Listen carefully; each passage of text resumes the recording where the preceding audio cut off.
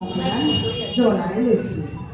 আজি বহু দিনৰ মূৰত তোমালৈ চিঠি লিখোঁ বুলি বাহিৰৰ উৰুঙা বতাহজাকে মমডাল আহি কোবাইছেহি।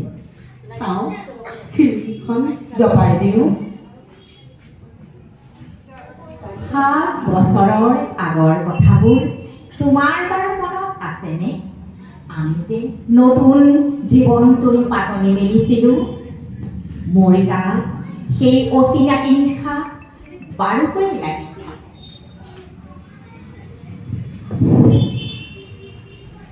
সিদিনা আছিল কাতিৰ কুঁৱলী সনা এটা কোমল পুৱা। পদূলিত তলসৰা শেৱালিবোৰ উপচি আছিল আৰু সন্ধিয়া মই তোমালোকৰ ঘৰলৈ নকৈ আহিবৰ দিনা আকাশৰ মেঘৰ মোহনাত হালধীয়া জোনটো নাওখন হৈ আমাক যে ৰিঙিয়াই মাতিছিল তৰাৰ দেশলৈ। মই লোৱা কঁকালৰ ৰিহাখনলৈ তুমি বাৰু তেনেকৈ কিয় একেথৰে চাইছিলা? মোৰ কেনে লাগিছিল জানা? মই যে কোনোবা, তুমি যে কোনোবা দূৰ বিদেশৰ স্বপ্নটোৰ আলোকৰ মানুহ, আৰু মই যেন তলসৰা এপাহ শেৱালি। সেইদিনা মন সাগৰত মোৰ এৰি অহা আৰু আহি পোৱা অলেখ ঢৌৰ কঁপনি জাগিছিল। তোমাৰ জানো এইবোৰ কথা মনত নাহে? আমাৰ দেউতাই যে চিঠিত লিখিছিল, আই তই নতুন ঘৰখনত হাঁহি মাতি থাকিবি। এইবোৰ 7 বছৰৰ আগৰ কথা। মোৰ যে সেইবোৰ পুৰাণৰ সাধু যেন লাগে। জেঠমহীয়া দেউতাৰ বছৰেকীয়া হৈ গ'ল। তোমাৰ বাবুৰ এতিয়া বৰ দুখ হৈছে।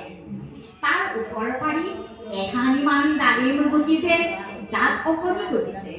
সি মোক একেবাৰে এৰিকে নিদিয়ে। কেতিয়াবা জানা মোৰ যে ইমান খং উঠে।